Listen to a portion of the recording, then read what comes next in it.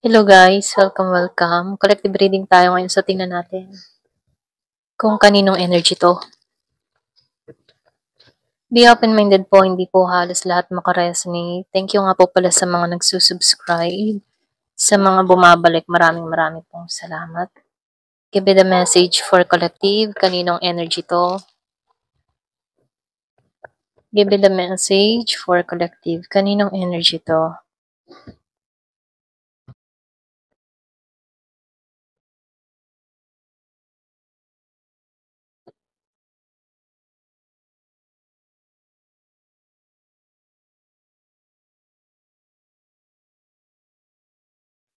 Yung iba sa inyo na meron nang nakikita dito ang tao na merong iniindang sakit. Nahihirapan siya dito. Meron akong nakikitang Virgo, Taurus, Capricorn.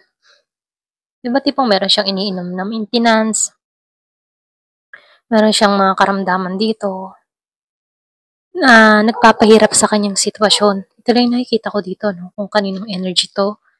So dito meron akong nakikitang Scorpio, Cancer, Pisces. Meron ding Gemini, Aquarius, Libra. Meron ding Sagittarius. Yung iba sa inyo, nakikitaan ko dito, merong galit. Kumbaga, nawala na siya ng amor dito sa kadiling niya. Kung meron kang kadiling na Pisces, Gemini, and Cancer. Itong tao na to, galit siya.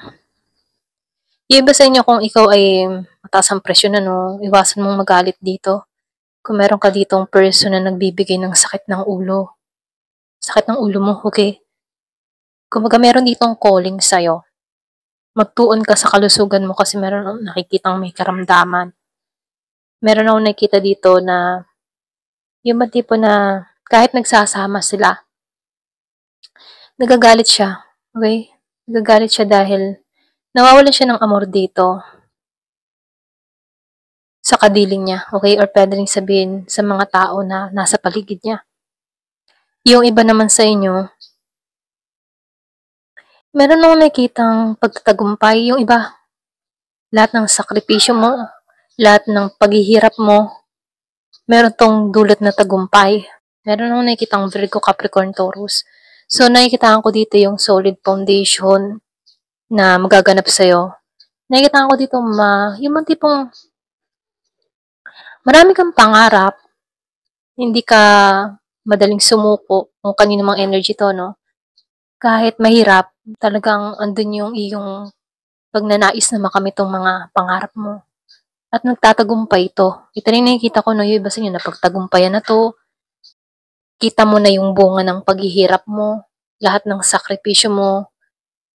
Nakikita ko dito yung bagong simula sa'yo, renewal sa'yo, fresh start, kumbaga, na kung saan confident ka harapin ng tao na merong lakas ng loob dahil sa mga nakakamit mo sa buhay.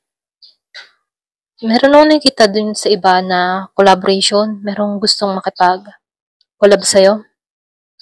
Meron ditong gustong makipag-kasundo, okay, pwedeng sa trabaho, makipag-collab sa trabaho mo, okay, or pwede rin gusto lang ng tao na to na matuto, okay. Yung iba sa inyo na nakikitahan ko dito na sa trabaho, gusto kang makapartner, pwedeng sa business, or pwede rin kung meron kang mga ginagawa sa social media, meron akong nakikitang oportunidad, offer para sa'yo, okay? Lalo kang umunlad dito. Nakikita ko dito, magtatagumpay itong tao na to. Ito rin nakikita ko dito, no? So, dito lumalabas din dito na hindi madali yung hirap na naranasan ng tao na to, okay? Para siyang sumuot sa butas ng karayom na kung saan ang dami niyang mga pagsubok na kinaharap. Pero, ano siya dito, no? Yung bang tipo na hindi niya akalaing magtatagumpay siya dito. Ganon. So, lumalabas din dito na meron ditong pag-angat na mangyayari sa tao na to. Meron akong nakikitang Gemini, Aquarius, and Libra. So, dito lumalabas na bawat pagsubok na nalalampasan niya, nagkakaroon siya ng kaalaman, karunungan, or lumalago siya, okay? Na kung saan ano, nagiging siyang matatag ngayon. Lumalabas din dito, naranasan kasi ng tao na to na malugmok or malungkot sa sitwasyon, sa mga experience niya dito, pero ito yung naging sandata niya para umusad, okay? Hinanap niya yung kaligayahan niya, yung kakontentuhan niya. Ito rin nakikita ko dito, no? So, meron akong nakikitang mensahe na parating doon sa iba. So, dito, nakikitaan ko dito, matalino tong tao na to. Yung bang tipo na bago masaktan pa siya ng lubusan, inalisan niya na to. Okay, kung meron siyang relasyon, meron siyang sitwasyon na mahirap na para sa kanya, inalisan niya na to ng maaga pa para hindi pa lumalim yung sakit na nararamdaman niya. Meron siyang pag-iwas na ginawa. Okay, meron siyang iniwasang pako. Yung iba, so pwedeng meron siyang iniwasang mensahe din dito. Yung iba ha, okay, talagang umiwas siya dito dahil ayaw niya ng sakit ng ulo. Pwedeng katrabaho, karelasyon, or pwedeng taong nagbibigay ng stress sa kanya, iniwasan niya. Ayaw niya ng ma-stuck pa dito. Okay, ang pasensya na. Excuse. Ayaw niya ma-stuck dito. Ito rin nakikita ko. Kasi ayaw niya ditong may stress at nalampasan niya itong mga pagsubok na to. So, congrats sa'yo, no, kung kanino man to. Kasi lumalabas dito na ang dami mong naranasang stress dito, pero imbis na magpa-stuck dito, tinulungan mo yung sarili mo para tanggalan to. So, yung iba sa inyo, umiba ka ng direksyon, or pwede rin sabihin lumipat ka ng lugar, or pwede rin sabihin meron ka na lang ditong inalisan para ba mahanap mo yung kapayapaan mo. Kasi dito before ano, wala kang tulog, pulo sa stress, pwedeng napunta ka sa komplikadong sitwasyon. So, dito, no, nakikitaan ko dito, yung iba sa inyo, mas pipiliin mo pang mag-isa. Basta walang stress, ganun. So, nakikita ko dito, meron ditong tao na hindi siya naging masaya sa relasyon. Ang daming stress, or pwede rin yung person niya dito nagpapa-stress sa kanya, pwedeng siloso, silosa, na kahit wala siyang ginagawang masama, panay ang selos, ano? Kaya dito mas pinili na lang niyang lumayo. At nahanap niya yung kapayapaan niya dito. Yung iba sa inyo, no, meron akong nakikitang Virgo. So dito, no, nakikita ko dito yung pag-iisa mo sa moment na hinahanap mo yung sarili mo. Yung iba sa inyo, hinahanap mo muli yung sarili mo at matatagpuan mo to, okay? So nakikita ko dito, nagkakaroon ka ng kaliwanagan at yung iba naman sa inyo, naliliwanagan na, okay? So nakikita ko dito, meron ditong darating sa buhay mo na magbibigay ng pag-asa sa'yo. Ito lang nakikita ko. So, meron akong nakikitang abundance na parating. Kung kayo naman to, no, meron akong nakikitang Pisces. So, lumalabas dito, andun yung pag-asa. Meron ditong parating sa buhay mo na magbibigay sa'yo ng totoong pagmamahal. Kahit ba merong kakulangan sa'yo, tanggap nito. Tinatanggap ka ng buo nito. Kahit hindi ka kompleto. Okay? Kasi nakikita ko dito, siya yung magpaparamdam sa'yo ng kabuuan mo. Okay? Ayan, ito rin nakikita ko dito, no?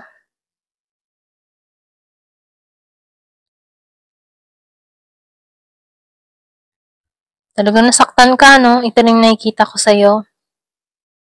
Yung taong nanakit sa'yo,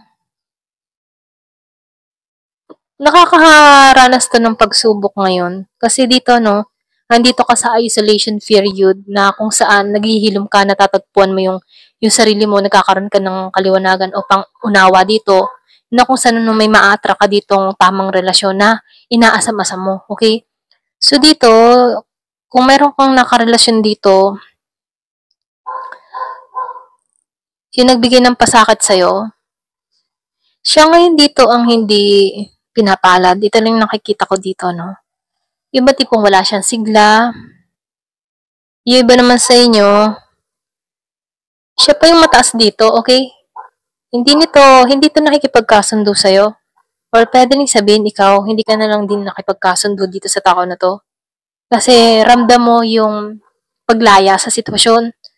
So, itong nananakit sa'yo, nananatili pa rin ganon. Yung iba sa inyo, nakarecover ka dito. So, dito, no, nakikitaan ko dito, mas yumayabong ka. So, dito, no, nakikitaan ko dito na mayroong parating sa'yo dito. May pag-usbong, may bagong simula. Meron din akong nakikitang offer na parating. Nakikitaan ko dito, no, yung iba sa inyo, siswertehin kapag dating sa pera. Maraming blessing na parating sa'yo. At yung inaasa mo dito, masasakatuparan. Ayan, pasensya na sa aking boses.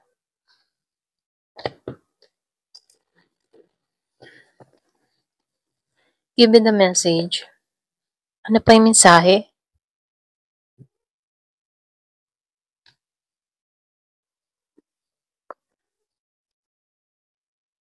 So, yung iba sa inyo, para patungo ka dito. Stability, security, paglago. So, nakikitaan ko dito yung separation na nangyari sa inyo ng tao na to. Ito yung nagpapalungkot sa kanya rito, okay? Iba, hindi halos lahat. So, dito nag-iisip to about sa'yo. Hindi niya sigurado yung future niya. Miss ka ng tao na to. So, nakikitaan ko dito, no, paulit-ulit tong gumawa ng kalokohan sa'yo. Paulit-ulit tong namantala. Yan, nagsamantala sa'yo. Ganyan. Pero gusto niyang trabahuhin to, okay? Gusto ko niyang trabahuhin. Gusto ko ng tao na to na, yung bang tipo na, i-rebuild yung connection. Diba? Sabi ko dito sa iyo kanina, ayan. Merong bagong parating, okay? Something new. Meron ditong someone new. So, nakikitaan ko dito, meron ditong parating sa buhay mo, okay? Magpapakalig, papaibig sa'yo. So, andun yung passion ng tao na to. Pareho kayo ng kung yung ba tipo na, ang chemistry nyo, talagang umaapaw. Talagang pareho kayo ng nararamdaman, equal. Magiging masaya ka dito. So, meron din ako nakikita nag-stock. So, nakikitaan ko dito, focusing sa'yo. Focus sa'yo, ayan, focusing out. Lumalabas ito. Focus siya sa'yo. So, nakatingin to, nag-stock sa'yo. Kakaroon ng pangunawa. Kaya lang, ikaw, meron parating talagang bago, okay? Yung ba tipong meron dito magkikitang bago or pwede rin meron kang nakakausap. Meron pagkikita. So, meron ditong ikakasal. Ito lang yung nakikita ko, no? Excuse me po. Tinamaan to sa'yo. Iba sa inyo, meron ditong bagong taong tatamaan sa'yo. Ayan. Thank you for watching. Love and peace.